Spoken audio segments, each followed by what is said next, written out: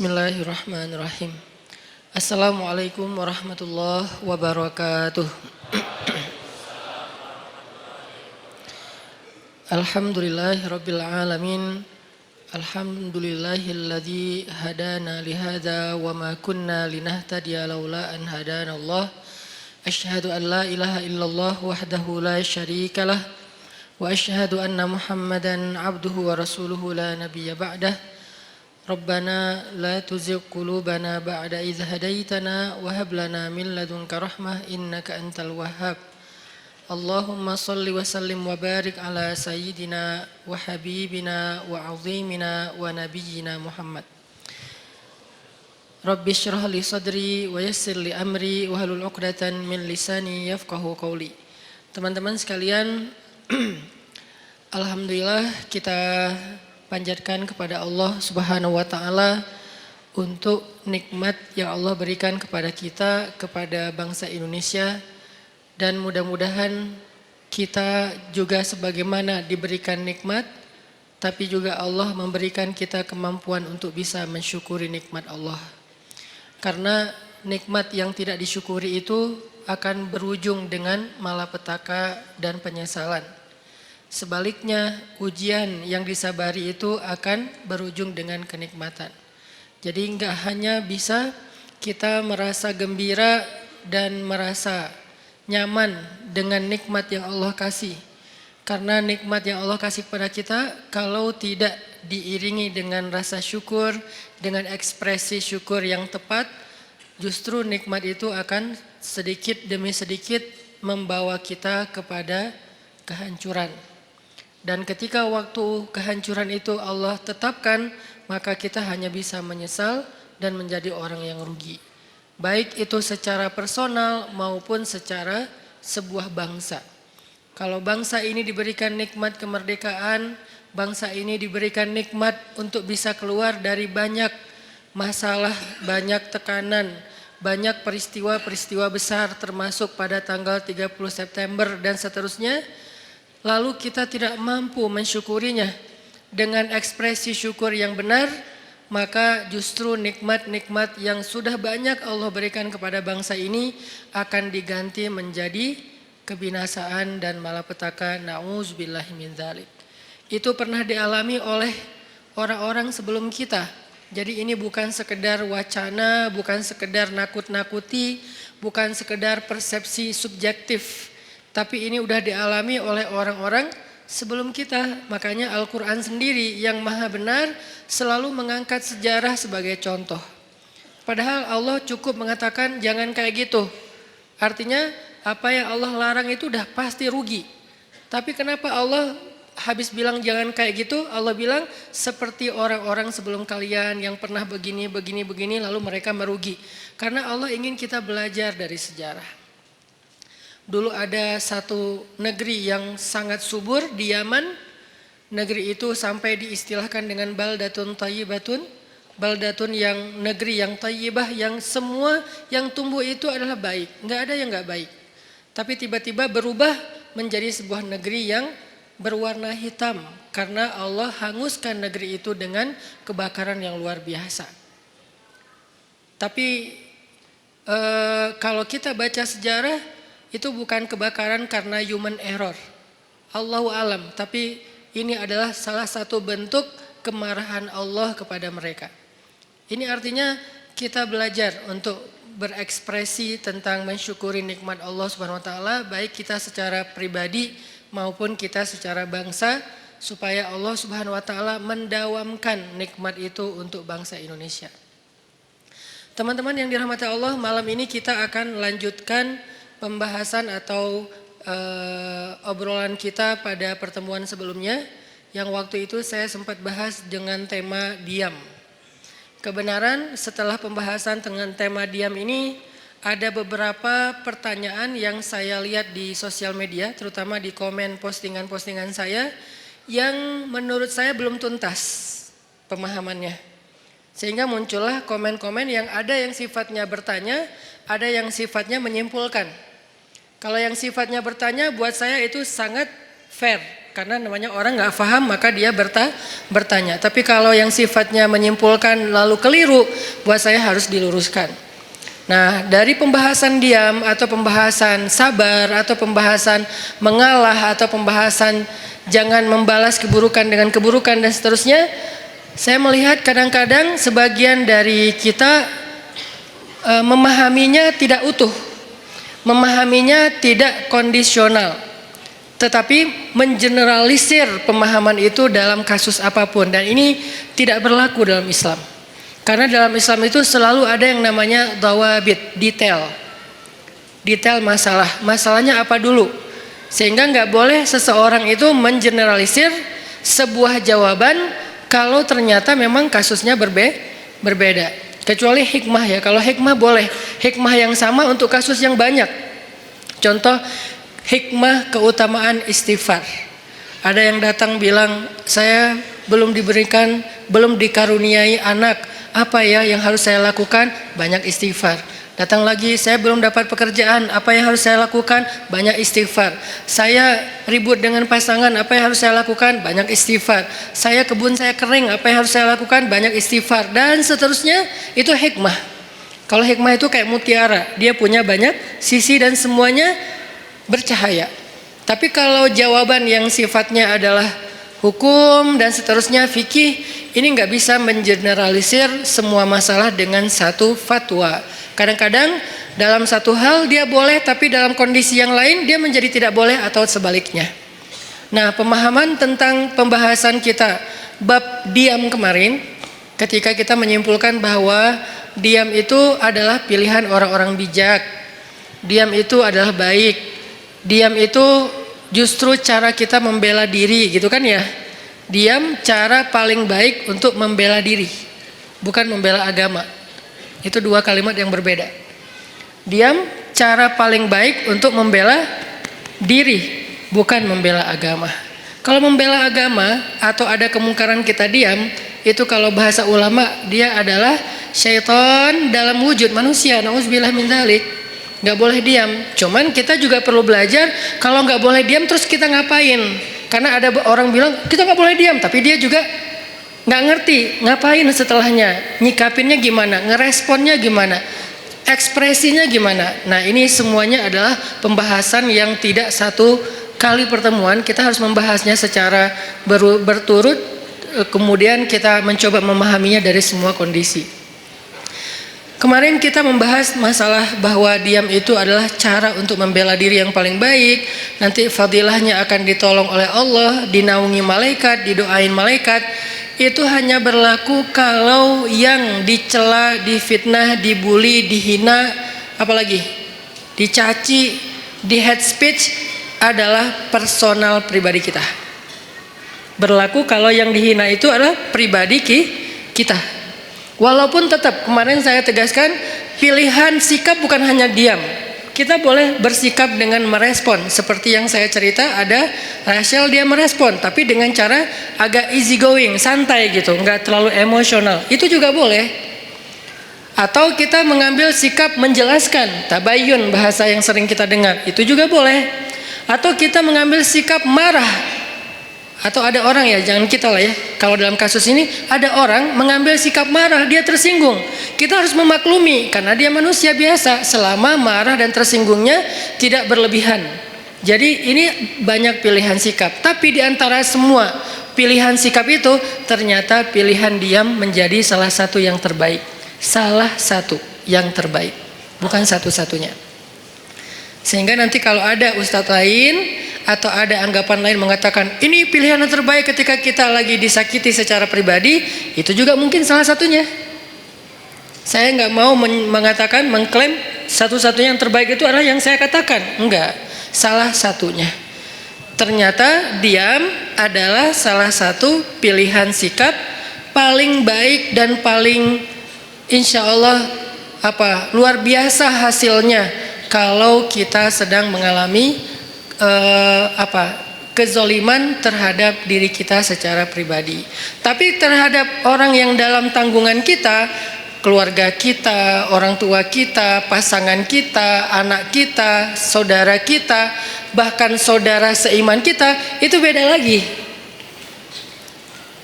Karena kalau misalnya ada saudara seiman kita disakiti, kita diam, berharap terus nanti malaikat akan mendoakan kita, ini kayaknya ini agak klise ya. Enggak seperti itu pemahamannya. Kalau saudara seiman kita dizolimi, disakiti, maka berlakulah hadis Nabi, tolonglah saudaramu yang zalim atau yang terzolimi. Yang zalim atau yang terzolimi. Para sahabat bertanya, ya Rasulullah, menolong saudara kami yang terzolimi, kami mengerti, maklum, itu sesuatu yang semua orang insya Allah memaklumi. Maklum itu bahasa Arab, maklum. Tapi menolong saudara kami yang menzolimi, itu gimana? Kata Nabi, cegah dia dari perbuatan zalim, berarti engkau telah menolong dia. Ini artinya menolong saudara kita yang dalam keadaan terzolimi, teraniaya, difitnah, disakiti, kita boleh menolongnya, kita boleh merespon, kita boleh membela, tapi dengan cara-cara yang juga harus ada di dalam etika moralnya seorang yang beriman. Tapi kalau diri kita, maka contoh-contoh yang saya angkat kemarin rata-rata lebih ke sikap dia kalau dia pribadi yang disakiti. Ada siapa kemarin? Maryam. Ada Aisyah nanti di surat An-Nur. Ketika Aisyah dituduh selingkuh dengan Sofwan, Aisyah diam.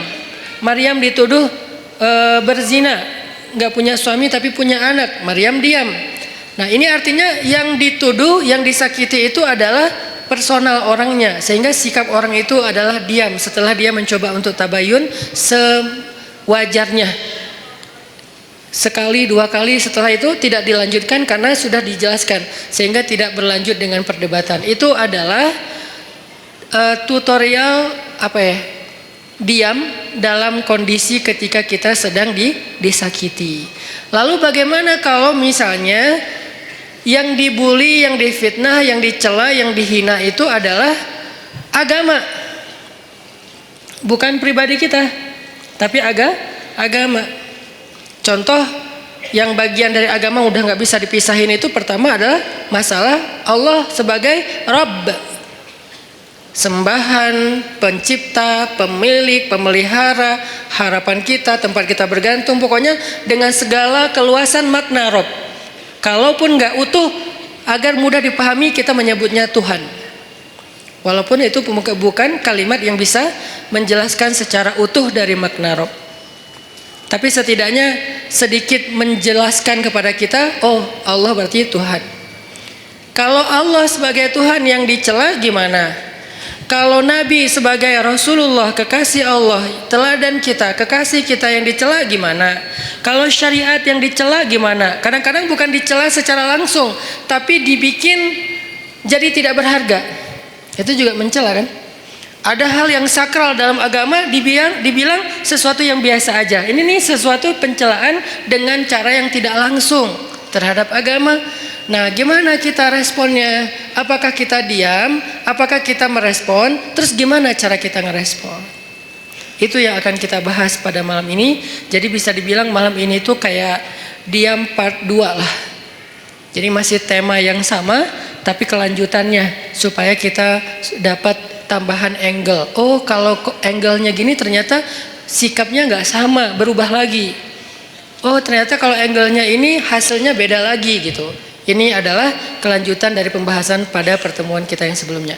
Oke, sebelum kita membahas lebih lanjut tentang diam part 2 ini, cara kita menyikapi orang yang menyakiti hal-hal yang prinsip dalam keimanan kita, Allah, Rasulullah, syariat, Al-Quran, hadis, ulama, apalagi orang soleh, termasuk bahkan saudara, keluarga, masyarakat, tetangga, mukmin disakiti, gimana sikap kita? Maka sebelumnya yuk kita sama-sama tilawah dulu firman Allah di dalam surat Ali Imran ayat 181. Di sini ada cerita yang berkaitan dengan tema kita. Karena menjelaskan sesuatu dengan cerita itu kayaknya akan jauh lebih universal. Surat Ali Imran ayat 181.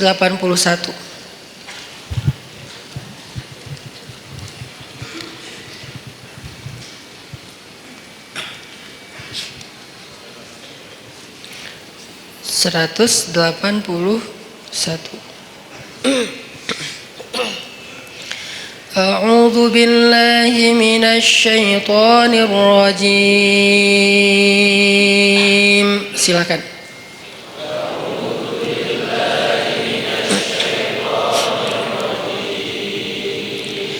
Bismillahirrahmanirrahim.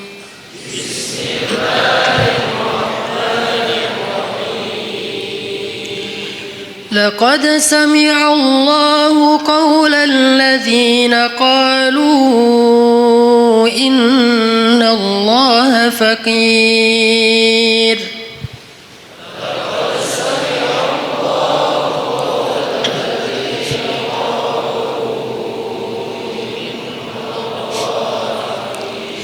الذين قالوا إن الله فقير ونحن أغنياء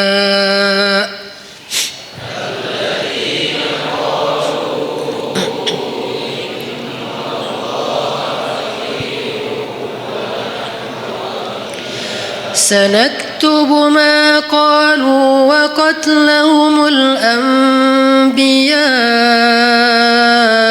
بغير حق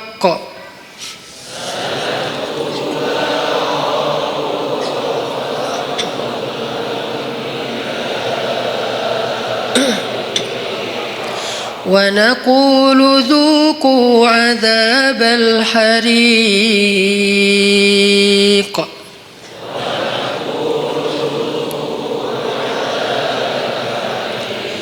ذلك بما قدمت أيديكم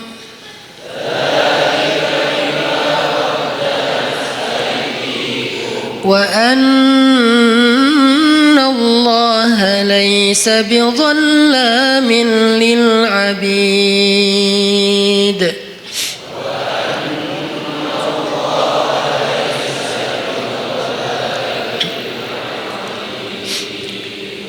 Nah, sebelum kita baca terjemah, saya pengen ceritain dulu sedikit adegan yang berkaitan dengan ayat ini. Satu hari Abu Bakar As-Siddiq lagi main ke sebuah kawasan atau ke sebuah pasar tempat orang-orang Yahudi ngumpul. Jadi kayak di Madinah itu kan ada orang Islam sama orang Yahudi kan hidup berdampingan.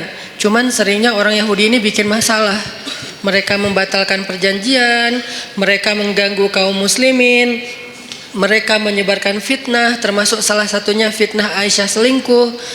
Akhirnya satu demi satu kabilah Yahudi itu kemudian diusir oleh Nabi karena berkali-kali melanggar perjanjian. Maka jadilah kota Madinah itu hanya tinggal kaum muslimin saja.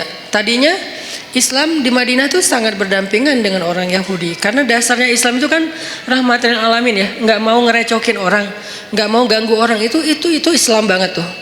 Islam nggak mau ganggu orang, Nabi itu paling nggak enak ngerepotin orang, itu tuh Islam banget.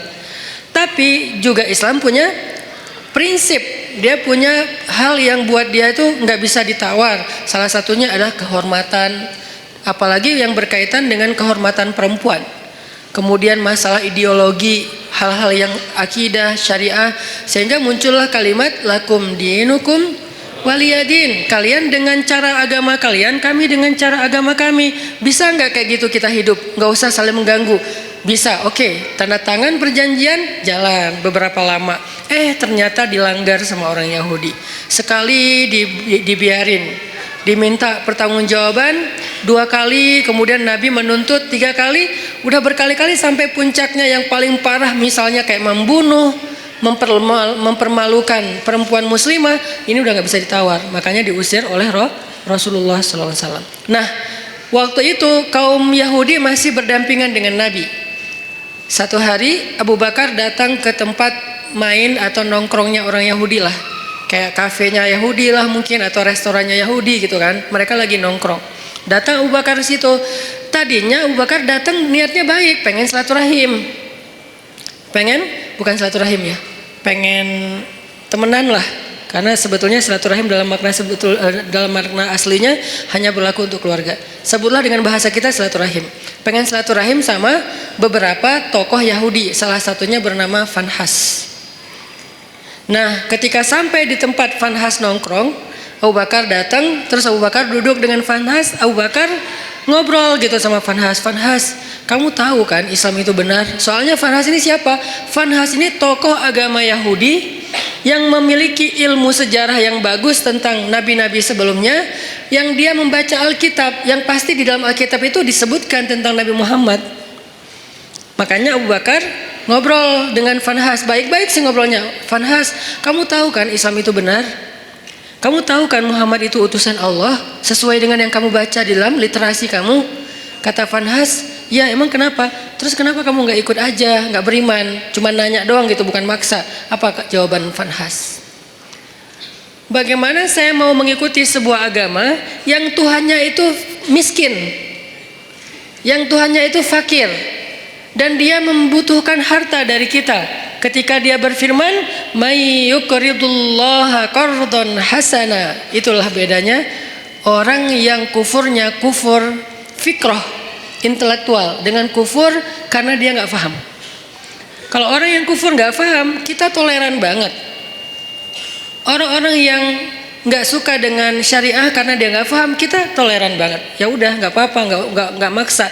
Dia nggak mau menjalankan syariat, nggak apa-apa. Tapi kalau dia mempengaruhi orang lain dengan sebuah propaganda, dengan framing negatif, dengan hal-hal yang membentuk opini publik yang salah, nah ini dalam Islam perlu diluruskan.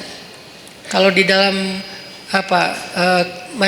masyarakat lingkungan bangsa kita tuh kayak beberapa tokoh sekuler liberal, salah satunya yang kemarin sempat rame bilang menghafal Quran udah nggak penting gitu kan. Ya mungkin dia kurang baca sejarah juga menurut saya, padahal itu sejarah yang paling simpel sih, nggak harus jadi ahli. Bahwa di masa Nabi selain udah ada penghafal Quran, Nabi juga menyuruh sahabat untuk menulis Al-Quran. Udah ada penghafal Quran banyak, ada Ibnu Mas'ud, ada Ibnu Abbas, ada Ibnu Umar, ada banyak sahabat penghafal Quran yang hidup di masa Nabi.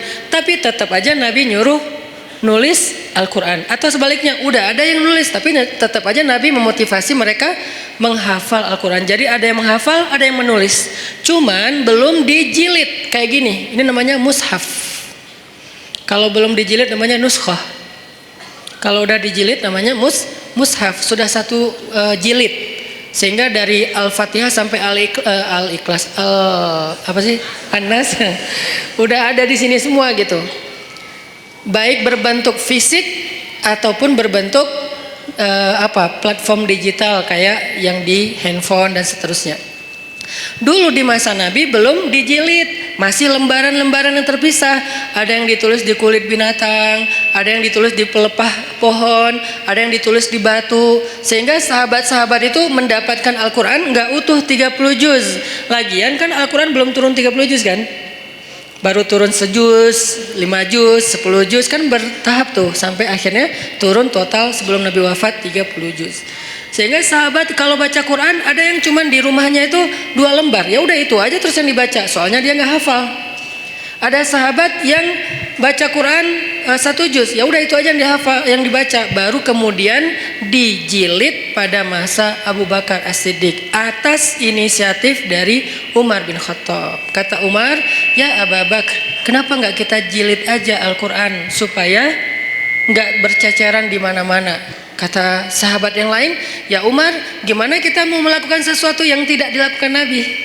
Ini pertanyaan sering muncul kan sekarang. Ngapain kita lakukan sesuatu yang nggak dilakukan Nabi? Kata Umar, seandainya Nabi masih hidup, pasti Nabi akan mengatakan ini baik. Kalau bahasa orang yang lebih fanatik lagi sekarang, tapi kan Nabi nggak melakukan. Seandainya itu baik, kenapa Nabi nggak ngelakuin? Berarti apa yang Nabi nggak lakuin berarti nggak baik. Nah ini nih pemikiran nggak terbuka. Umar itu orang yang sangat open minded banget. Sehingga dia banyak nyampain gagasan-gagasan yang justru kayak sesuatu yang baru gitu di zaman itu. Lalu akhirnya setelah disyurakan oleh para sahabat, mereka sepakat bahwa ini baik, maka dilakukanlah proses penjilidan Al-Quran pertama di masa Abu Bakar. Kemudian diulangi lagi, lebih teratur lagi di masa Utsman bin Affan, karena di masa Utsman itu ada semacam polemik soal tata cara membaca Al-Quran, karena banyaknya orang non-Arab yang masuk Islam, lalu mereka salah dalam membaca ayat-ayat secara huruf, secara baris. Kalau baris saja masih mending, ini hurufnya salah. Kenapa huruf bisa salah Ustadz? Karena dulu Al-Quran itu tulisannya nggak ada titik. Kalau sekarang kita nyebut Arab gundul itu nggak ada baris ya. Kalau dulu tuh lebih gundul lagi. Bukan hanya nggak ada baris, tapi nggak ada titik. Jadi shin dengan sin itu sama-sama nggak punya titik. Shad dengan dot itu sama, nggak ada titik. Lo dengan to sama, nggak ada titik. Ba, ta, sa sama, nggak ada titik. Jadi linusabbita bihi fuadak bisa dibaca linubayyina bihi fuadak. Jauh kan? Linusabbita bihi fuadak, untuk kami teguhkan hatimu dengannya, bisa dibaca linubayyina bihi fuadak, untuk kami perjelas maksud di dalam hatimu dengannya. Itu jauh banget perbedaannya. Kenapa? Karena tidak ada titik. Akhirnya banyak orang non-Arab yang masuk Islam di masa Utsman salah membaca huruf. Jadilah Al-Quran itu agak banyak kesalahan. Dan itu rame yang membaca dengan cara yang salah. Akhirnya Utsman berinisiatif untuk mengumpulkan lagi cara baca yang tadinya 10 huruf menjadi 1 huruf. 1 huruf menjadi 10 qiraat dan seterusnya. Itu pokoknya rumit lah pokoknya. Sejarahnya rumit. Intinya di zaman Nabi itu udah ada smartphone dalam bentuk tulisan di lembaran-lembaran. Atau kenapa tetap dianjurkan menghafal Quran? Ini jawaban paling logis menurut sejarah. Belum lagi nanti ada jawaban dari sisi spiritual, bahwa menghafal Quran itu fadilahnya luar biasa. Kita tuh dapat mahkota di padang mahsyar. Hanya orang yang tidak beriman atau ragu dengan janji Allah dan Rasul yang gak peduli dengan hal kayak gini, bahwa nanti dia akan pakai mahkota cahaya di padang mahsyar, dia bisa menyelamatkan 10 keluarganya. Gak bisa nyelamatin saudara kita, keluarga kita 10 orang dengan membawa smartphone. Di padang mahsyar, ya Allah, di smartphone saya nih ada Al-Quran, boleh gak saya selamatin keluarga saya? Jangankan keluarga, mantan aja gak bisa. Coba gimana? Jadi memang ada fadilah tertentu, walaupun kita mungkin yang ngomong kayak gini juga belum tentu hafal Al-Quran dengan ayat yang banyak, tapi setidaknya saya tuh selalu respect banget sama yang menghafal Al-Quran dan menganjurkan. Sampai anak saya sekarang 3-3-nya sekolahnya khusus tahfiz. Karena saya berharap mereka nggak seperti saya yang baru serius ngafal Quran pas udah gede. Mereka harus tuntas dulu Al-Quran, sisanya boleh belajar sains, belajar apapun lah. Kan dulu ulama-ulama saintis Islam itu hafiz ya rata-rata ya. Jadi kayak ngafal Quran tuh bukan buat mereka, bukan karena mondok, bukan jurusan agama. Itu emang udah kayak jadi jadi budaya yang soleh di antara masyarakat Islam. Aisyah pondok tahfiz, Maryam pondok tahfiz yang pulangnya sebulan sekali. Yang saya cerita, saya juga kadang-kadang bete gitu, nggak bisa ketemu anak, tapi harus sabar. Yahya masuk TK tahfiz, yang dari TK itu udah mulai belajar tahsinnya pakai bahasa Arab, bukan pakai bahasa Indonesia. Dia menghafal huruf pakai bahasa Arab. Yang saya pernah sekali tampilin di YouTube ya, yang alifun Allah kayak gitu-gitulah. Saya juga nggak hafal, dia hafal. Artinya saya respect banget dan berharap banget anak-anak menghafal Quran untuk nyelamatin saya nanti di akhirat gitu. Karena saya ngerasa kayak siapa tahu kalau saya belum pantas masuk surga dan belum cukup amalnya, disyafaatin oleh pastinya setelah Rasulullah SAW adalah anak yang hafiz. Gak bisa pakai smartphone, gak bisa pakai Google Drive untuk menyelamatkan keluarga kita di padang mahsyar. Apalagi dapat mahkota. Tapi menyimpannya di smartphone Google Drive boleh-boleh aja, ikhtiar kita untuk memudahkan mendapatkan Al-Quran ketika mau dibaca. Nggak masalah pakai smartphone, cuman menghafal dia pasti punya kelebihan sendiri. 1 huruf yang dihafal itu pasti beda. Nah ini adalah orang-orang yang pemikirannya membahayakan, ngaco. Nah Fanhas sama, orang-orang yang tidak beriman tapi dia mempengaruhi orang lain dengan kesalahpahaman terhadap kebenaran. Itulah Fanhas. Sehingga dia mengatakan Allah itu fakir, kami itu kaya. Dan itu bukan kata saya loh ya, kata Vanhas. Orang-orang yang awam kan gampang percaya yang gini-gini. Karena Allah berfirman, "May yuqridullaha qardan hasana fayudha'ifahu ad'afan katsira." Siapa yang meminjamkan harta terbaiknya kepada Allah, nanti Allah ganti berlipat ganda. Kalimatnya meminjam. Makanya saya kan pernah posting, yuk kita pinjamkan harta kita kepada Allah. Ada yang komen kan, Allah kok minjam. Ini Ustadz makin lama makin aneh ngomongnya, ngelantur ke sana kemari. Itu bukan kata-kata saya, kata Al-Quran. Tapi kalimat meminjam di sini bukan Allah nggak punya harta. Apa maksud dari kalimat meminjam di sini? Allah pengen ngejamin bahwa harta kita itu nggak hilang, cuma dipinjam bentar, entar dibalikin lagi. Itu maksudnya. Kalau Allah minta kan berarti hilang dong. Kalau Allah pinjam entar dibalikin lagi, dan Allah itu nggak pernah ingkar janji. Ditambah lagi ada kalimat Allah ngebalikinnya nggak sesuai dengan yang dipinjam, dibalikin berlipat kali, berkali lipat. Karena tadi kebalik jadi kebalik juga kata-katanya, dibalikin berkali lipat. Nah di situ juga dikritisi sama si Vanhas. Kata Vanhas, kalau gitu Allah menggunakan sistem riba dong. Kan kita nggak boleh riba. Allah melarang kita riba, tapi dianya sendiri pakai cara riba. Gara-gara dia lagi butuh duit, nggak punya harta, minjam ke kita biar kita mau, akhirnya dia pakai cara riba. Nggak fair dong Allah kalau kayak gitu. Marah Abu Bakar. Langsung ditonjok sama Abu Bakar Vanhasnya. Gubrak. Wah, Abu Bakar aja yang selama ini kalem, diam aja. Orangnya sabar kalau dirinya yang, kebayang nggak ketika di Mekah Abu Bakar itu dikeroyok orang gara-gara ngebelain Nabi. Sampai saking dahsyatnya mereka mengeroyok Abu Bakar, itu wajah Abu Bakar tuh hancur dan nggak dikenali. Kamu siapa? Abu Bakar. Kok jadi gitu? Mukanya tuh hancur. Abu Bakar terima digituin. Tapi ketika Allah dihina sama Vanhas, wah itu digebukin terus-terusan sama Abu Bakar, sampai Vanhas dibela rame-rame, terus Abu Bakar pulang. Vanhas datang ke Rasulullah SAW, bilang, ya Muhammad, lihat nih apa yang dilakukan sahabat kamu kepada saya. Ini yang kamu bilang Islam, yang katanya damai segala macam. Siapa yang melakukan itu? Abu Bakar. Rasulullah aja nggak percaya. Abu Bakar? Kalau Umar, Nabi percaya. Karena Umar kan orangnya tegas, keras kan, ghalidun syadid, itu julukan Umar, keras dan tegas Umar. Sampai ada yang datang ke rumah Umar nanya tentang satu masalah. Kata Umar, kenapa kamu tanya ke saya? Kan ada Rasulullah di tengah-tengah kita. Jadi nggak boleh nanya fatwa hukum tentang agama kepada seseorang ketika ada Nabi di situ, tuh nggak boleh. Salah fatal.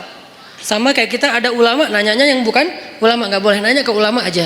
Makanya ketika kita nanya tentang agama bukan ke ulama, padahal di bangsa Indonesia ini banyak ulama, kita tuh udah salah. Jadi nanya aja udah salah, pasti jawabannya lebih salah. Walaupun benar tetap salah. SOP-nya nggak kayak gitu. Nah ada orang datang ke Umar nanya tentang agama. Kata Umar, kenapa kamu nggak nanya ke Rasul? Masa nanyanya ke saya? Kata dia, saya udah datang ke Rasul. Terus apa jawaban Rasul? Jawaban Rasul saya nggak berkesan. Maksudnya kayak bukan itu yang saya harapin. Dia kayak maksa gitu, pengen jawaban sesuai harapan dia. Kan ada orang kayak gitu kan. Nanya pengen nemu jawaban sesuai harapan. Kalau nggak nemu nanya lagi ke ustadz yang lain. Sampai nemu yang mengatakan, oh ya udah ini halal. Baru dia bilang, tuh kan kata saya juga. 9 ustadz bilang haram, 1 ustadz bilang halal, dia ambil yang 1. Nah ini masih mending lah sesama ustadz. Ini mah Rasul. Rasul udah kasih jawaban, tapi saya nggak cocok gitu. Makanya saya tanya kepada kamu. Menurut saya kamu bijak. Dipuji-puji Umar. Apa yang dilakukan Umar? Kata Umar, ya udah tunggu sebentar ya. Dia masuk, keluar bawa pedang. Udah dihunuskan pedangnya. Bukan bawa pedang dalam sarungnya, dihunuskan pedangnya. Ini nih jawaban saya nih, langsung kabur tuh orang. Itu Umar.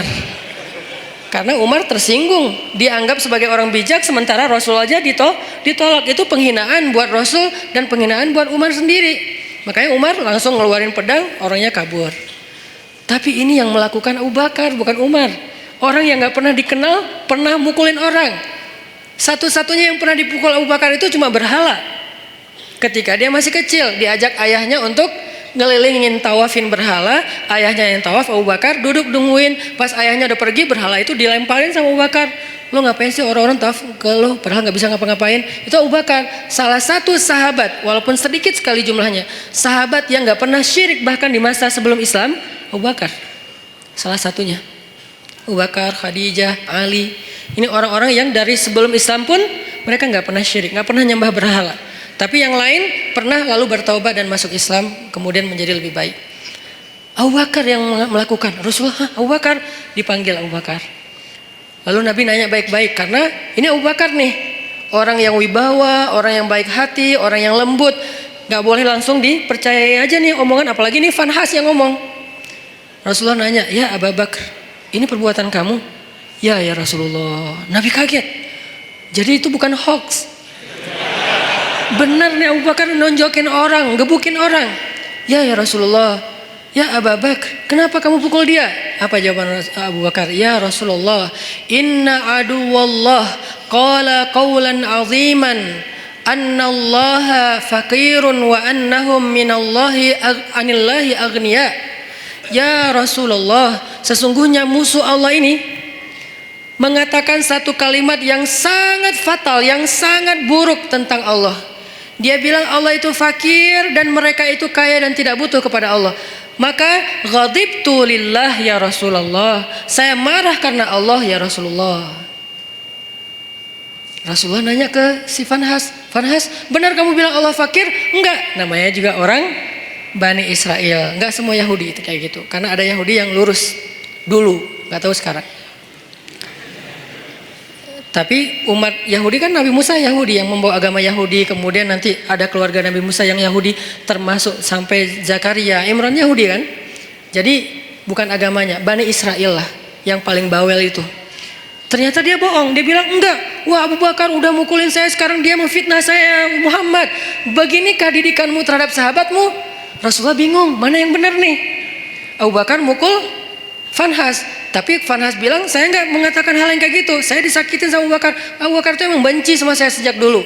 Akhirnya ketika Nabi tidak bisa menilai siapa yang benar siapa yang salah, turunlah ayat ini. Allah mendengar pembicaraan orang yang mengatakan Allah fakir dan kami kaya, dengan segala macam kemarahan Allah juga marah tuh. Di sini Allah kayak bilang aku juga marah, bukan Abu Bakar doang, kata Allah. Jadi Abu Bakar kayak dibela gitu sama Allah. Abu Bakar, bareng kita marah sama dia. Gitu. Kan keren ya Abu Bakar ya di situ ya. Sampai Allah mengatakan apa tadi ayatnya teh? Wa naqulu dzuqu adzabal harik, dan kami balas ucapan mereka dengan kalimat dzuqu adzabal harik, rasakan azab yang membara. Itu tuh ancaman Allah kepada Fanhas nanti di akhirat. Artinya Allah tuh merestui Abu Bakar marah. Allah merestui Abu Bakar marah. Tapi kita jangan buru-buru menyimpulkan ini terus kita langsung take action ya. Wah ini bahaya, gue tonjokin aja nih. Jangan, karena ini nih Fanhas. Yang kita hadapi kan bukan Fanhas kan, beda-beda kan. Ada yang namanya apa? Mungkin dia pakai nama Abu atau apalah kayak gitu-gitu kan. Ini nggak boleh difanhasin. Karena kalau dia difanhasin nanti jadi rame, Islam malah yang jelek juga kan. Makanya ya hadapi aja dengan argumentasi ilmiah, hadapi aja dengan penjelasan yang meluruskan persepsi kepada masyarakat, nggak usah terpancing. Biarkan harusnya hukum yang bergerak di situ, karena emang kewajiban seorang yang memegang hukum, penguasa. Kalau dia nggak mengambil tindakan hukum, dia bertanggung jawab di hadapan Allah SWT. Dalam arti membiarkan orang menghina Allah, Rasulullah, agama Allah. Membiarkan saja dosa, karena dia mampu untuk mencegah, untuk menyikapinya, untuk menghukum dengan cara yang terbaik. Di zaman Umar, ketika Umar jadi khalifah, ada tuh yang kayak gitu tuh, suka nyebarin hal-hal yang kayak aneh, nyeleneh tentang agama. Asalnya dari Irak. Dia ini emang tokoh liberalnya Irak lah. Dia nyebarin fitnah tentang makna ayat Al-Quran. Saya lupa tapi ayatnya apa, nanti saya cek lagi. Tapi dia kayak bikin keraguan orang terhadap kebenaran Al-Quran. Kalau dalam bahasa ulama ini disebut dengan istilah syubhat. Makanya ada istilah raddus syubhat, menolak membantah syubhat-syubhat tentang agama. Ada yang mengatakan misalnya ternyata melakukan hubungan walaupun tidak halal, tidak resmi, tidak dalam akad nikah, asalkan sama-sama rela, itu sesuatu yang dibolehkan. Ini namanya syubhat, menyebarkan fitnah tentang agama di tengah-tengah masyarakat. Ini fatal banget dalam sebuah sebuah bangsa atau masyarakat. Di zaman Umar ada orang kayak gitu. Kalau kita baca sejarah kekhalifahan Umar itu luar biasa loh. Ada orang yang dideportasi karena terlalu ganteng. Selebgram terlalu ganteng, dan itu nggak ada hasil editan. Kalau saya kan ngeditnya lama kan ya, pakai editor terbaik lah, Rifat C. Tapi kalau ini nggak perlu diedit, udah emang ganteng. Rambutnya ikal sepundak, keren banget. Sampai saking gantengnya dia, cewek-cewek nggak mau nikah kecuali sama dia. Kan kasihan banget cowok yang lain ya, nggak mau nikah kecuali sama dia. Sampai ada cewek-cewek bikin syair tentang dia, kayak bikin lagu gitu tentang dia, di aransemen dengan cara-cara yang berbeda-beda. Ada syair isinya gini, seandainya tempat tidurku hangat bersama dengan dia. Coba, syair jahiliyah namanya. Aku ingin tempat tidurku terasa hangat bersama dia. Sampai gitu terdengar oleh Umar. Nauzubillah, kata Umar, innalillah, astagfirullah. Umar kan suka keliling-keliling gitu kan. Pas dengar itu Umar nanya kepada kayak kabinetnya, siapa cewek itu? Dia fansnya. Siapa cowok yang disebut di situ? Itu. Akhirnya dipanggil cowok itu ke tempat Umar. Kemudian Umar melihat, ganteng. Emang ganteng gitu. Kenapa kok cewek senang sama dia? Gantengnya di sebelah mana ya? Akhirnya Umar berkesimpulan yang buat dia makin ganteng itu emang mahkotanya adalah rambut. Rambutnya adalah mahkota. Akhirnya, kamu tahu kesalahan kamu apa? Apa wahai Amirul Mukminin? Kamu terlalu ganteng. Salah saya apa? Kan saya takdirnya lahir seperti ini, Ci. Ya udah, sekarang kamu harus dikurangi kegantengannya sedikit biar nggak jadi fitnah. Itu tuh di zaman Umar, ada yang kayak gitu kejadiannya. Coba, kayak gitu-gitu aja diurus oleh negara loh. Demi supaya, kan tugas seorang pemimpin itu adalah menjamin rakyatnya itu tidak terjadi masalah kan, termasuk masalah moral. Ini kan masalah moral yang nanti merusak juga masalah spiritual, iman, ibadah, kan jadi nggak khusyuk ngingat dia terus lagi sholat. Makanya nggak boleh. Nah akhirnya kata Umar, kamu harus dikurangin kegantengannya. Caranya dipotong rambutnya. Astagfirullahaladzim, digundul, dipotong sampai habis. Akhirnya ini hak saya gimana? Hak kamu adalah kamu akan dibayar oleh negara. Gara-gara dipotong rambut dibayar oleh negara. Akhirnya dia dipotong rambut. Besok datang lagi karena rambutnya udah habis, kan malu kan, rambut udah habis. Dia pakai sorban. Datang ke Umar. Kata Umar, ini lebih ganteng. Ternyata pakai sorban malah lebih keren lagi gitu. Aduh, Umar bingung nih gimana diapain. Masa dibuka sorbannya, kasihan, mempermalukan. Islam itu menjaga banget hak orang lain, gak mau mempermalukan. Dia tetap rambutnya dihabisin, tapi jangan dibiarin kelihatan orang banyak karena itu malu. Soalnya itu kayak aib kalau di Arab rambutnya pelontos gitu, itu aib. Sehingga akhirnya dikasihlah sorban. Malah makin ganteng. Umar bingung. Akhirnya Umar memutuskan dia harus dideportasi ke sebuah kampung yang isinya nenek-nenek. Kampung itu nenek-neneknya pas dia datang, gitu. Kan parah juga nih nenek-nenek. Akhirnya dia dideportasi ke luar negeri yang kampungnya isinya orang ibu-ibu tua, yang dia atas tindakan itu dia digaji oleh pemerintah. Ini adilnya Islam, hukum tegak tapi fair. Hukum tegak tapi fair. Dia nggak hanya dideportasi terus biarin dalam keadaan terlunta-lunta, enggak. Dia dikasih gaji oleh pemerintah. Tapi dia sendiri di tempat yang terasing. Tiba-tiba ibunya di kota Madinah datang ke Umar dan mengatakan, celaka engkau wahai Amirul Mukminin. Kenapa saya celaka ibu? Kata Umar. Karena engkau duduk bersama anak-anakmu, putra-putramu, dan engkau bersama dengan mereka dalam keadaan nyaman, bahagia, tapi engkau memisahkan saya dengan putra saya. Siapa putra ibu? Fulan underscore Fulan. Oh, yang selebgram itu? Iya. Ya udah, ibu maunya apa? Saya jauh dari putra saya kangen dengan putra saya. Kamu tahu nggak sih rasanya kangen gitu kan? Terus gimana maunya ibu? Saya pengen ketemu putra saya. Ya udah, akhirnya diputuskan oleh Umar, ibunya juga ikut dengan anaknya tinggal di sana, dibiayai oleh negara. Itu tuh masa kekhalifahan Umar, sampai hal-hal kayak gitu diurus.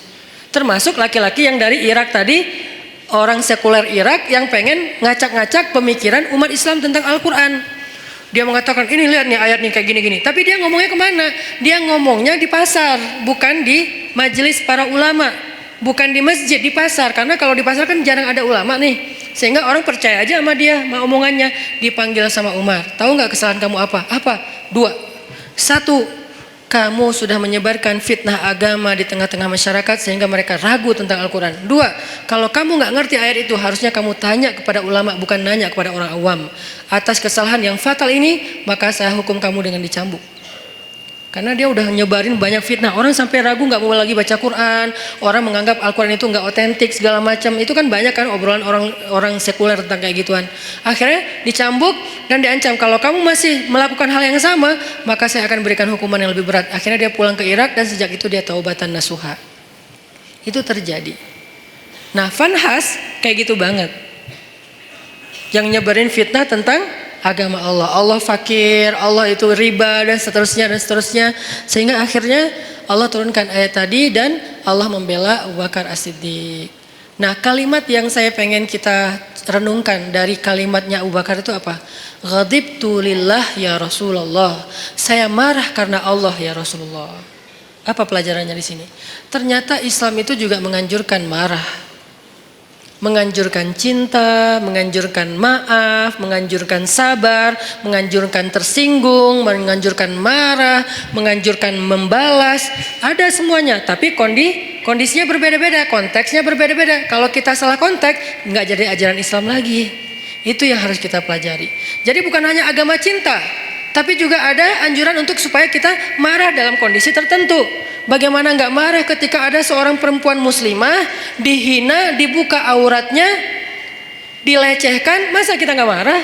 Rasulullah aja marah ketika ada perempuan muslimah lagi belanja di masjid, di pasar, belanja di pasarnya Yahudi, terus dilecehkan sama cowok-cowok anak muda Yahudi. Diapain?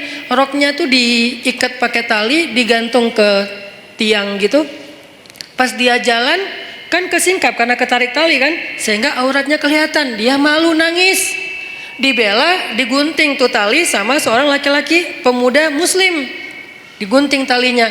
Marah orang-orang Yahudi yang ngeprank si cewek ini nih. Mereka bilang, lo nggak usah ikut-ikutan, ini bukan urusan lo, ini saudari saya muslimah, saya harus membela sesama orang yang beriman. Lagian kalian zalim, ini kan kejahatan moral, kalian nggak punya akhlak kepada perempuan, nggak menghargai perempuan.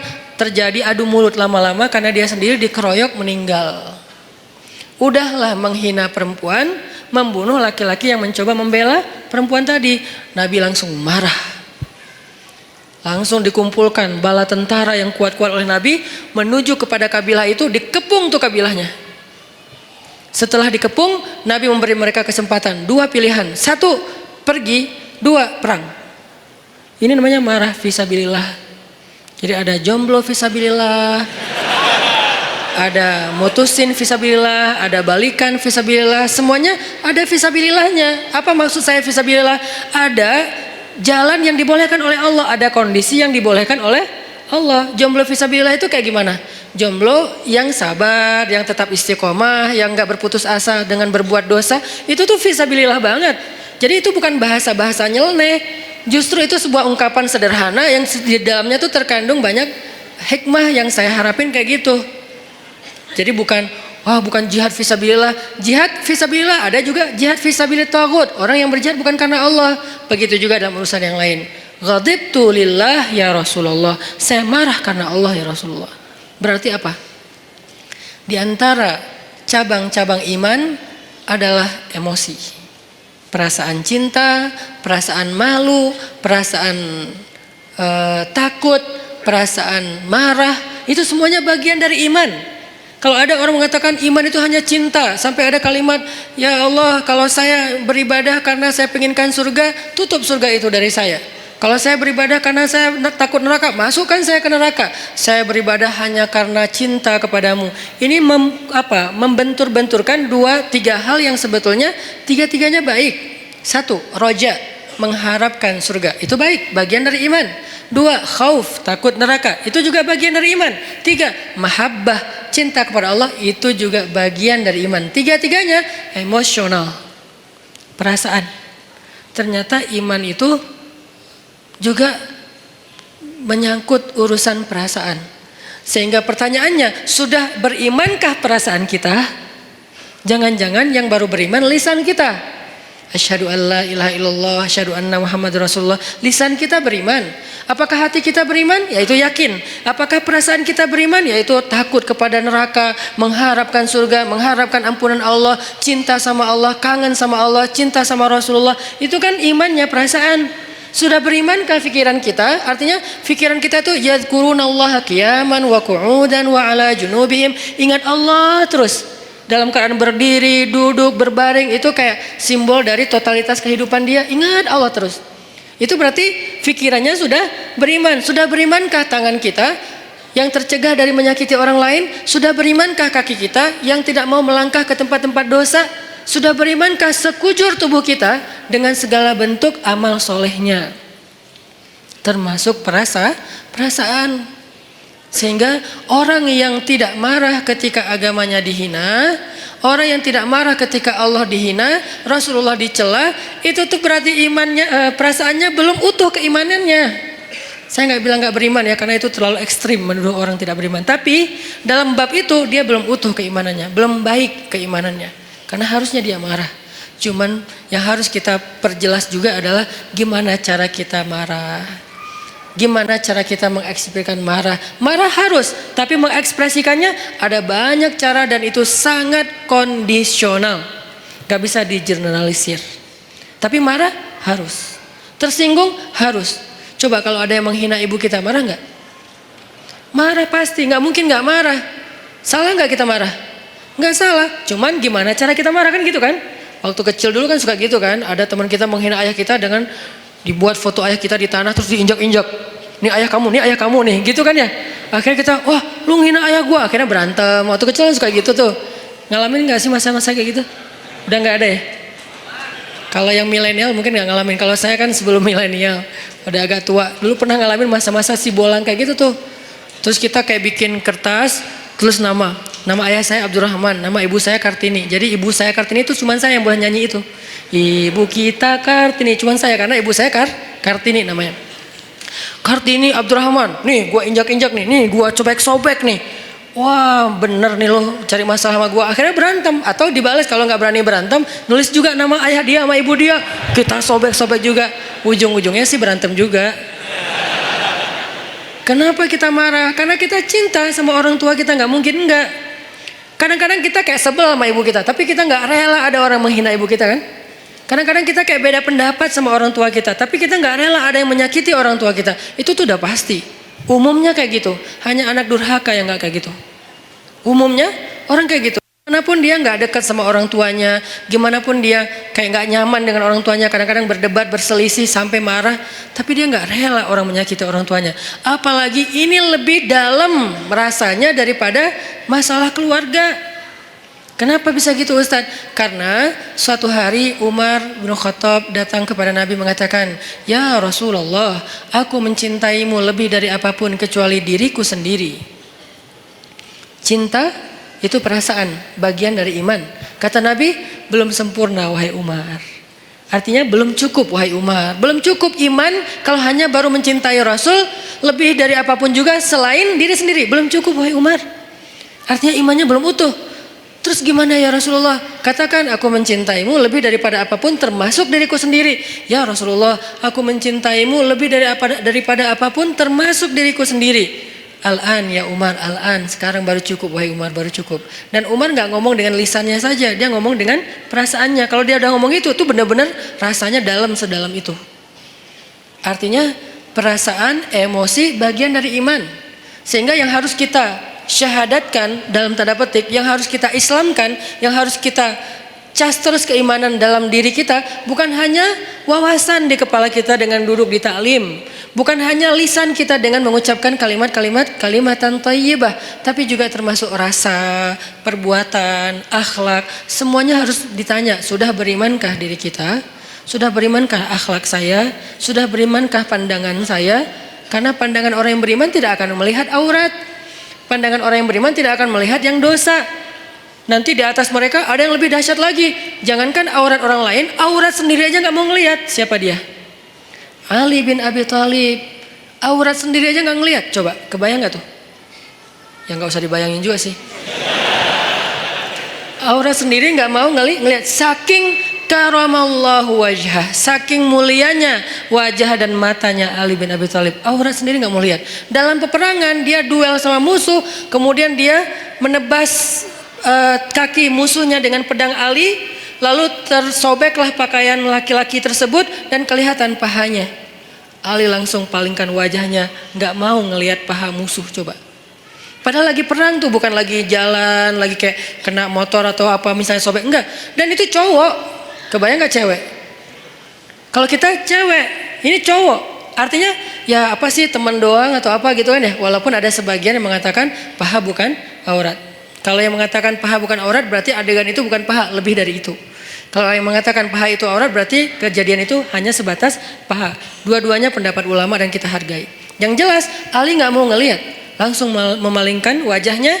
Nah, musuhnya kan curang, di mana-mana kan di film juga yang fiktif, yang namanya antagonis selalu curang kan. Nggak ada yang antagonis tapi baik hati, itu namanya bukan antagonis, hero. Dia pasti curang. Begitu Ali sebagai superhero-nya balik arah, dia nyerang, curang kan. Tapi Ali yang digituin Ali gitu, salah orang. Ali balik arah, justru pedangnya tuh lagi siaga. Begitu dia nyerang, diputerin lagi tuh pedang, putus leher musuh tersebut. Dan itu musuh bukan orang biasa, legendnya orang Mekah. Yang sahabat-sahabat gak berani duel sama dia, diam semuanya. Ali yang berani. Siapa yang mau menantang saya? Diam sahabat yang lain. Kata Ali, gak ada yang bangkit. Ya Rasulullah, saya. Kata Rasulullah, Ali duduk aja Ali. Gak ada cowok di antara kalian yang berani nantang saya. Marah kan Ali digituin kan ya. Sahabat-sahabat diam. Kenapa gak ada yang bangkit? Itu tuh terkenal Amru, orang yang paling jago berpedang di antara orang Mekah. Belum pernah kalah sama sekali. Jadi benar-benar menang KO terus gitu. Amru yang menantang. Diam. Ali bilang, ya Rasulullah saya. Ali, aku gak tega kalau sesuatu terjadi sama kamu. Rasulullah aja kayak ngerasa Ali gak bisa ngalahin dia. Ali diam, tapi gregetan banget. Siapa yang berani nantang saya? Atau kita pulang aja nih, udah beres. Akhirnya, ya Rasulullah, jangan biarkan dia menghina Islam. Biarkan saya menghadapi dia, Allah yang akan menolong saya. Ali hati-hati ya. Ya Rasulullah, datanglah Ali. Akhirnya tarung dan Ali menang telak dalam pertarungan waktu itu. Ini nih karamallahu wajah. Matanya itu mata yang beriman, telinganya telinga yang beriman, lisannya lisan yang beriman, wajahnya wajah yang beriman. Gimana wajah yang beriman?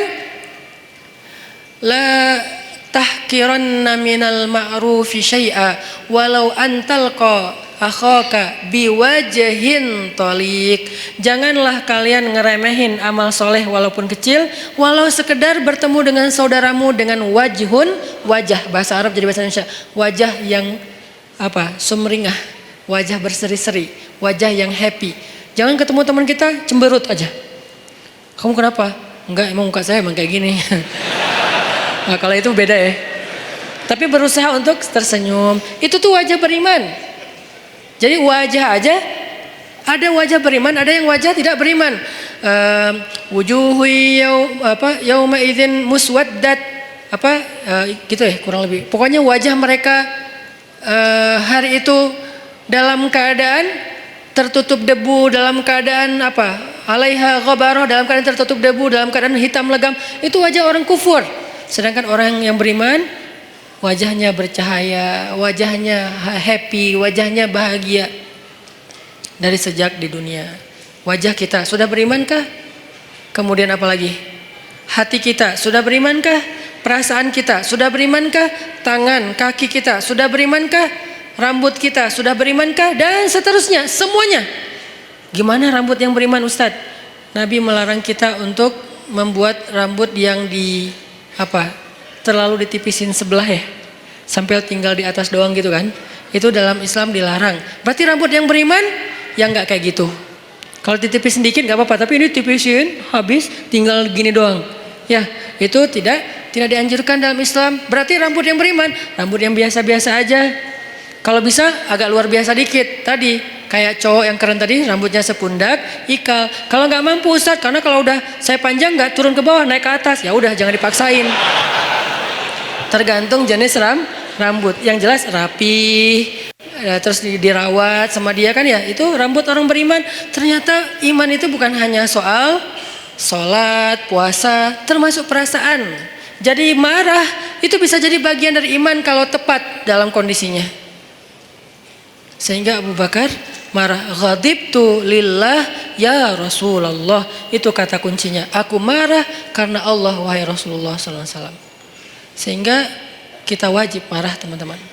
Sampai Nabi pernah mengatakan juga dalam masalah perasaan dan iman itu ada hubungannya. Kata Nabi, salasun man kunna wajada fihi halawatal iman. Man kunna fihi wajada halawatal iman. Ada 3 hal yang kalau seseorang itu ngerasain kalau seseorang itu mendapatkannya berarti dia merasakan nikmatnya iman. Merasakan puncaknya iman. Merasakan loh ya, bukan melakukan, bukan mengatakan, bukan memikirkan, tapi merasakan, rasa. Dan 3-tiganya rasa. Ada 3 perasaan yang kalau seseorang mendapatkan dalam dirinya berarti dia berada di puncaknya iman. 1. Ayyakunallahu wa rasuluhu ahabba ilaihi mimma siwahuma.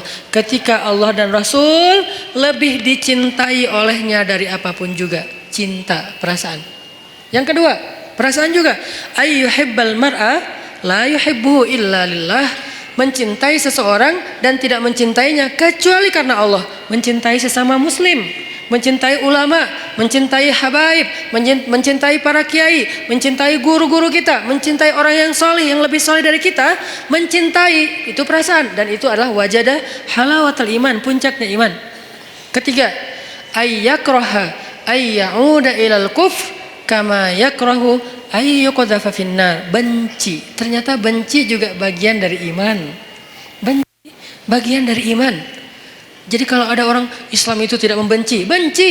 Kepada apa dia benci? Kepada dosa, kepada kemungkaran, kepada kekufuran dia benci. Makanya bahasanya ayyakraha ayyauda ilal kufr. Dia benci untuk kembali kepada kufur. Saya enggak mengatakan kalimatnya benci kepada orang kafir, enggak. Benci kepada kembali kepada kekufuran. Artinya perbuatannya. Dia benci dengan perbuatan dosa, bermaksiat, dia benci. Berarti kalau kita udah bisa membenci dosa-dosa kita di masa lalu, insya Allah kita sudah merasakan puncaknya iman, benci. Jadi kalau dikatakan Islam itu nggak ada kebencian, ada kebencian, dalam banget. Kebenciannya bagian dari 70 cabang iman. Tapi bencinya siapa? Apa? Yang dibenci adalah dosa. Makanya ada ayat Allahumma habib, ada doa Allahumma habib ilainal iman wa zayyinhu fi qulubina wa karrih ilainal kufra wal fusuqa wal isyan waj'alna minar rasyidin. Itu doa. Diambil dari ayat. Ayatnya walakinnallaha habbaba ilaikumul iman wa zayyanahu fi qulubikum wa karraha ilaikumul kufra wal fusuqa wal isyan wa ja'alakum minar rasyidin. Allah menjadikan kalian apa mereka gitu sebagai orang yang mencintai keimanan dan menjadikan rasa cinta itu indah dalam hati mereka. Lalu menjadikan mereka benci kepada kekufuran dan itulah orang yang mendapatkan petunjuk. Benci kepada kufur, dosa, fusuk. Fusuk itu apa? Akhlak yang buruk. Dia nggak suka. Jadi kalau kita ngelihat ada orang yang perangainya nggak bagus dan kita ngerasa itu kayak entertain, hiburan, ini kita berarti nggak punya benci nih. Jangan benci orangnya, benci perangai perbuatan yang buruknya. Orangnya nggak ada, ini lain lagi ceritanya. Karena orang bisa berubah kan? Kalau keburukan dari zaman iblis sampai nanti kiamat, ya tetap namanya keburukan. Yang benar sudah jelas, yang buruk sudah jelas. Tapi kalau orangnya bisa berubah. Pagi dia kufur, malam dia mukmin. Pagi dia setan, malam bisa jadi malaikat. Makanya jangan membenci orangnya. Siapa tahu suatu saat dia berubah. Tapi membenci perbuatannya wajib, bagian dari iman. Ada orang yang memperolok-olok agama. Ya kita benci perbuatannya, orangnya kita serahkan kepada Allah. Kalau perlu kita doain ya Allah beri dia petunjuk. Tapi perbuatannya wajib kita benci. Jangan sampai perbuatan memperolok-olok agama malah kita ketawain seolah-olah itu hiburan. Berarti kita nggak punya benci fi sabilillah. Makanya ada marah fisabilillah, ada benci fisabilillah, ada cinta fisabilillah, ada takut fisabilillah, ada kangen fisabilillah. Kangen siapa? Kangen dengan Rasulullah SAW. Seperti kangennya Bilal, sampai saking puncak kangennya luar biasa, dia nggak sanggup azan. Saking kangennya nggak sanggup azan. Kalau kita azan biasa aja gitu kan, mungkin semangat, tapi nggak sampai bikin kita nggak bisa ngucapin asyhadu anna Muhammadan Rasulullah. Gak kuat Bilal ngomong itu. Kenapa? Kalimat itu dia ucapkan dulu ketika Nabi masih hidup dan mendengar. Kalau Bilal azan, Nabi senyum-senyum. Sekarang Nabi udah gak ada, udah gak kuat. Udahlah saya gak bisa. Langsung turun, langsung duduk, diganti sama sahabat yang lain. Itu kangen fisabilillah. Apakah kita punya kangen fisabilillah? Apakah kita punya cinta fisabilillah? Apakah kita punya benci fisabilillah? Apakah kita punya marah fisabilillah? Apakah kita punya memaafkan fisabilillah? Karena semuanya perasaan. Sakit hati fisabilillah ada, tapi ada juga sakit hati yang nggak dibolehin. Baper fisabilillah banyak. Makanya baper itu bisa jadi ibadah. Tergantung konteks. Kan baper itu bawa perasaan kan? Benar nggak sih artinya?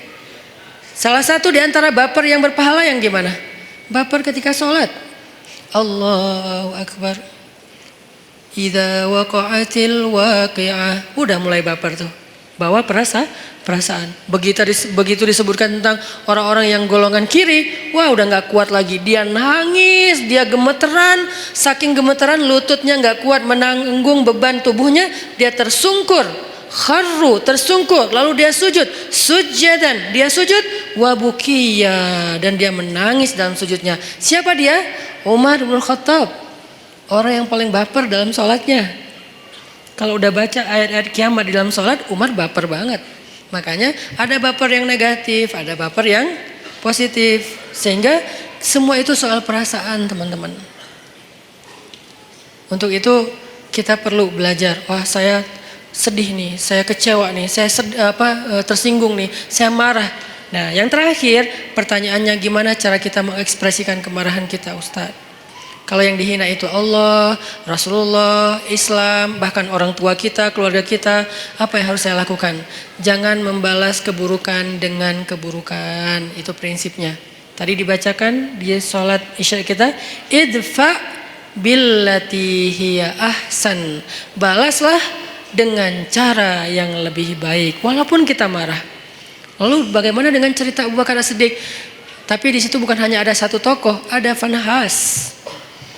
Nah, apakah kita tahu persis yang kita hadapi itu Fanhas? Jangan-jangan kita menjudge Fanhas banget ini, padahal dia bukan Fanhas. Dia bisa jadi adalah orang Badui yang mengencingi Masjid Nabawi. Kan itu juga perbuatan yang menghina Islam kan? Dia datang ke Masjid Nabawi, dia buang air kecil di situ. Lalu Umar udah siap-siap tuh, saya penggal nih kepalanya nih, saya penggal nih. Kata Rasulullah, ya Umar, mahlan, tunggu Umar. Ya Rasulullah, dia udah menghina masjid, dia menghina agama kita dan segala macam. Dia tuh masuk ke masjid buang air kecil loh. Lebih dahsyat. Nabi kemudian mengatakan, tunggu, jangan ganggu dia. Maksudnya kalau sahabat langsung nyuruh dia pergi kan terganggu, soalnya dia lagi menyelesaikan hajatnya kan, kepotong kan, terganggu kan, sakit. Akhirnya beresin dulu, tunggu. Udah beres, yuk kita cari air, ambil air, bersihin. Udah disiram sama sahabat, dipanggil dia sama Rasulullah. Kamu dari mana? Dari kampung ini. Oh pantesan. Dia tuh orang pedalaman yang tidak tahu peradaban. Di tempat dia, semua tempat itu toilet. Karena buat mereka tuh kan biasa aja. Maaf ya, di beberapa tempat kita ngelihat kadang-kadang orang buang air sembarangan kan. Karena dia rata-rata orang yang berpendidikan rendah, orang yang mungkin tidak belajar, orang yang belum modern, belum berperadaban. Buat dia biasa aja kayak gitu, malah kadang-kadang gak malu. Nah laki-laki ini kayak gitu kondisinya. Orang jahil, orang badui, orang pedalaman, gak pernah belajar. Dia gak tahu kalau ini tempat suci. Dia buang air aja di situ. Ditanya sama Nabi, dari mana? Dari tempat ini. Oh, kamu tahu nggak ini tempat apa? Nggak tahu. Ini tuh rumah ibadah kami. Di sini kami menyembah Allah, kami belajar, kami duduk di sini, kami menjaga kesuciannya. Tadi kamu sudah mengotori tempat ini. Oh, saya nggak tahu, saya nggak ngerti, maafin saya ya, nggak apa-apa. Terus Nabi ngobrol panjang lebar sama dia, sampai saking baiknya Nabi bisa membuat dia terkesan dengan obrolan Nabi. Akhirnya dia masuk Islam. La ikraha fid din. Tidak ada paksaan dalam agama, tapi yang ada ta'liful qulub, membujuk hati. Kemarin pas saya jalan ke Korea, saya ngobrol sama Chan, sama sekali saya nggak mau ngomongin Islam di depan dia kalau dia belum bertanya. Tapi alhamdulillah sepanjang saya di sana nggak ngomongin Islam sama sekali. Pas pulang baru semalam dia posting foto-foto kita di sana, dia bilang sekarang saya merasa tertarik untuk belajar Islam setelah bertemu dengan Ustadz Hanan dan keluarga. Ternyata kok asik banget, santai, saya nggak dipaksa, saya nggak dimarah-marahin. Pas saya salah membeli makanan Korea, apa namanya teh? Apa? Bukan samyang. Ya cireng lah pokoknya. Cireng Korea gitu ya. Kimbap. Nah, pas lagi beli kimbap kan ada porknya kan, cuman dia nggak dimasukin ke dalam gulungan kimbap itu, dia kan salah. Tapi saya malah bayarin, bukan membeli, saya malah bayarin karena udah terlanjur dibeli pasti harus dibayar. Akhirnya saya kalau belum terlanjur dibeli saya nggak akan beli. Tapi karena udah terlanjur dibeli dan pasti Chan akan bayar, saya bayarin. Tapi saya nggak mau makan, saya ngomong ke dia pelan banget, Chan maaf ya, maaf banget nih. Saya tahu kamu niatnya baik, tapi maaf karena kamu nggak paham tadi itu ada pork di situ. Walaupun nggak dikasih ke sini tetap nggak boleh bagi kami, maaf ya. Oh ya nggak apa-apa. Dia malah respect. Alhamdulillah sekarang pengen belajar Islam. Walaupun hidayah itu di tangan Allah, bukan di tangan kita. Kita hanya ikhtiar. Akhirnya orang Baduy ini masuk Islam. Setelah masuk Islam, dia doa, ya Allah, berilah rahmatmu kepada saya dan kepada Rasulullah, yang lain jangan. Dia sebel sama yang lain. Karena tadi mau dimarahin kan sama yang lain. Kata Nabi, kenapa doanya kayak gitu? Iya Rasulullah, saya sebel sama mereka. Kalau doa yang baik-baik supaya malaikat mendoakan juga kamu dengan kebaikan yang sama. Oh gitu ya Rasul. Ya Allah rahmati saya, Rasulullah dan yang lain-lain juga. Beres kan ya? Ini nih siapa? Ini bukan Fanhas. Ini orang yang belum mengerti tentang kebenaran. Kalau Fanhas ngerti banget. Malah Alkitab, dia ngerti Alkitab, Taurat, Injil, Al-Quran bahkan. Makanya dia tahu ayatnya. Bukan orang biasa, beda sikapnya. Kalau kepada orang kayak gitu, kita memberitahu. Ada orang yang bertanya atau komentar karena dia nggak ngerti, kita jelasin, kita luruskan kalau bahasa saya di komen. Bukan saya marahin, saya luruskan. Kadang-kadang ada teman-teman yang niatnya baik, pengen bela saya tapi malah marah-marah. Saya juga berharap jangan. Ini Ustadz Hanan, malu nggak lo? Jangan ngomong kayak gitu. Ini mempermalukan orang. Saya juga cuma ngomong kalau ini tentang saya diam. Kalau tentang Rasulullah, saya luruskan. Kayak gitu bahasanya, saya pilih diksi yang tidak menjudge. Sehingga nanti sikap kita mudah-mudahan mewakili wajah Islam. Walaupun nggak sempurna, soalnya kita manusia biasa ya. Islam sempurna banget tapi kita nggak sempurna. Setidaknya kita udah berusaha untuk menampilkan wajah Islam terbaik yang kita mampu. Orang baru tertarik. Nah, idfa billatihi ahsan. Balaslah dengan cara yang lebih baik. Ada di surat apa itu? Coba kita buka surat Fussilat, surat ke-41 ayat 34. Idfa billati hiya ahsan. Kalau kita bisa membalas keburukan orang dengan cara yang lebih baik. Maksud cara yang lebih baik itu gimana Ustadz? Bisa jadi orangnya kita pahamkan. Itu kan cara lebih baik kan? Dia menghina Islam, kita nggak menghina dia. Kita nggak menghina agamanya, kita pahamkan. Oh ini maksudnya. Kalau dia nggak bisa juga, kita coba kebaikannya dengan cara lain. Kadang-kadang ada kebaikannya bukan dengan pemahaman, dengan narasi. Kita kasih dia hadiah kalau ada yang kenal dengan dia. Minimal kita senyumin dulu. Minimal kita nasehatin dengan diam-diam lewat DM atau apapun lah. Pokoknya jangan sampai kita mencela, mendebat, ngebully rame-rame dengan nge-replay komennya dia. Kasihan. Kadang-kadang dia nggak ada niat mencela. Cuman karena nggak paham, akhirnya di replay banyak ratusan replay, semuanya menjat dia. Saya kasihan kadang-kadang kayak gitu. Padahal niat saya tadi pengen meluruskan, tapi di bawah tuh wah macam-macam. Walaupun niatnya baik, tetap caranya belum tepat. Sehingga balaslah dengan billatihi ahsan. Hasilnya apa kalau kita bisa konsisten kayak gitu? Hasilnya faidza alladzi bainaka wa bainahu adawah ka'annahu waliyyun hamim. Bisa jadi kalian yang tadinya bermusuh-musuhan dengan cara idfa billatihi ahsan, membalas dengan yang baik, dia akan menjadi waliyun hamim, pelindung yang sangat setia. Menjadi kawan baik, menjadi sahabat karib, menjadi pelindung yang setia, yang loyal. Itu hasil cara kita marah. Boleh marah tetap, tapi ekspresikan marah itu dengan cara-cara yang justru melahirkan kebaikan. Satu. Cara yang kedua, kalau misalnya kita nggak mampu, ini kan yang paling ideal nih. Saya nggak mau memberikan solusi ideal doang, sementara saya juga nggak selalu bisa kayak gitu. Dan saya manusia biasa. Nanti kalau sesekali teman-teman melihat saya di sosial media, kadang-kadang kepancing, itu karena Hanan Attaqi itu manusia, bukan malaikat.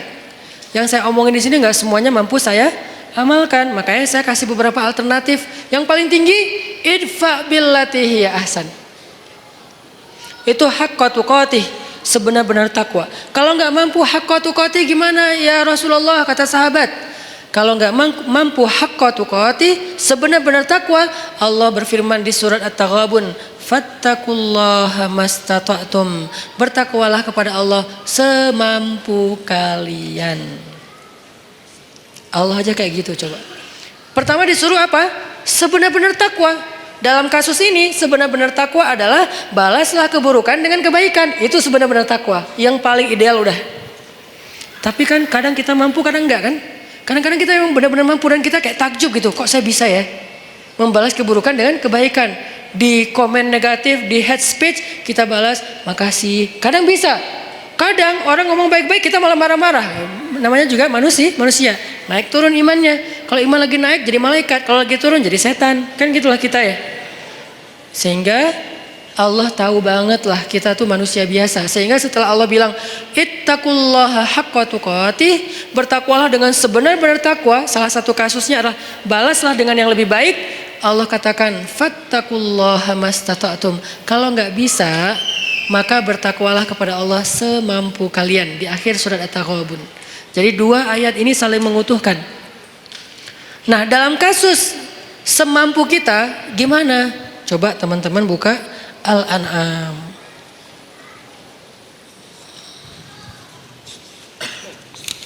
Di surat Al-An'am ayat 68. Coba lihat surat Al-An'am ayat 68. Wa idza ra'aital ladzina yakhuduna fi ayatina fa'rid 'anhum hatta yakhudu fi haditsin ghairihi wa imma yunsiyannaka asy-syaitanu fala taq'ud ba'da adh-dhikra ma'al qaumidh dhalimin. Kalau ada orang yang memperolok-olok ayat Allah, yang memperolok-olok agama Allah, yang memperolok-olok syariat Allah, maka janganlah kamu maka berpalinglah kamu dari mereka. Itu kalau kita nggak bisa membalas dengan yang lebih baik, udah berpaling aja, jangan ikut-ikutan. Di grup ya udah diam. Live group Ustadz, ya mungkin ayat ini salah satu ayat tentang anjuran untuk live group.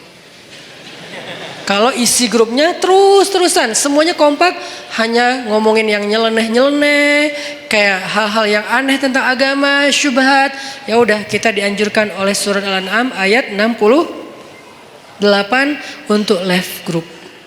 Ini juga live group fisabilillah. Live group karena Allah, bukan karena kita masalah personal. Saya nggak nyaman lagi di situ. Kenapa? Saya sering dicuekin. Itu bukan fisabilillah. Kalau saya broadcast nggak ada yang respon. Kalau teman saya broadcast semuanya nyamber. Kayaknya mereka nggak senang sama saya. Udahlah saya live aja. Itu tuh bukan fisabilillah. Boleh nggak Ustadz? Boleh. Tapi bukan fisabilillah. Jangan bilang-bilang ini fisabilillah loh ya. Enggak. Tapi kalau isinya gibah, isinya fitnah, isinya berita bohong, isinya mencela, isinya hal-hal yang nggak penting, bukan nggak penting, hal-hal yang dosa, maka kata Allah, a'rid hanhum, tinggalkan mereka dalam konteks sosmed, live group, unfollow, atau minimal nggak usah terlibat. Terus kata Allah, kalau setan membuat kalian lupa dengan anjuran ini, anjuran untuk pergi ninggalin mereka, maka janganlah kamu tetap di situ ketika kamu ingat. Sampai tegas banget Allah suruh pergi. Kalau kita lupa nih, soalnya kan kita manusia biasa. Mereka ngomong segala macam, kita diam aja. Tapi kita nggak pergi. Nah, kalau kita pas ingat, aduh, oh iya ya, ini udah ngomongin tentang agama yang aneh-aneh nih. Ya udah deh, saya pergi. Nah, pergilah kalau kalian tidak mampu untuk memperbaiki keadaan itu. Ini. Jadi kalau kita nggak bisa memberitahu dengan baik-baik, nggak bisa menjelaskan, kadang-kadang kita kalah jumlah, kita sendiri yang lain rame-rame, dan mereka kayak kuat banget argumentasinya, sombong pula. Kalau argumentatif doang masih bisa lah, tapi ini disertai dengan sombong kan susah ya. Udah tertutup hatinya, udahlah pergi aja, nggak usah diladenin debatnya. Itu cara kedua. Kalau nggak bisa, idfa billati hiya ahsan. Dua cara inilah yang disebut dengan ittaqullaha haqqa tuqatih. Nggak mampu ya Allah, ittaqullaha mastata'tum, semampu kali. La yukallifullahu nafsan illa usaha. Itu teman-teman obrolan kita tentang moral yang dikaitkan dengan iman, bab diam part kedua atau jilid kedua, supaya kita paham kapan kita harusnya diam, kapan kita harusnya marah, kapan kita harusnya emosi, takut, benci, suka, segala macam itu ada babnya tersendiri supaya tidak salah. Mudah-mudahan ini bisa memperbaiki perilaku kita, behavior kita. Karena saya berharap dakwah saya ini bukan hanya jadi wawasan. Kalau dakwah yang bisa menambah wawasan, teman-teman mendengar ceramah saya sedikit wawasannya. Lebih banyak wawasan dengar ceramah Ustadz Adi Hidayat, Ustadz Abdul Somad. Kalau dengan saya tuh fokus banget dengan daily life. Buat saya kalau hanya wawasan tidak merubah perilaku belum sempurna. Makanya kita bagi-bagi tugas. Ada UAS dan UAH yang mungkin memberi wawasan Islam yang luar biasa. Ada UHA yang memberikan lebih kepada tutorial daily life yang lebih islami, behavior, persepsi dan seterusnya. Lagian ini tuh praktis insya Allah dalam kehidupan kita di sosial media atau dalam kehidupan sehari-hari.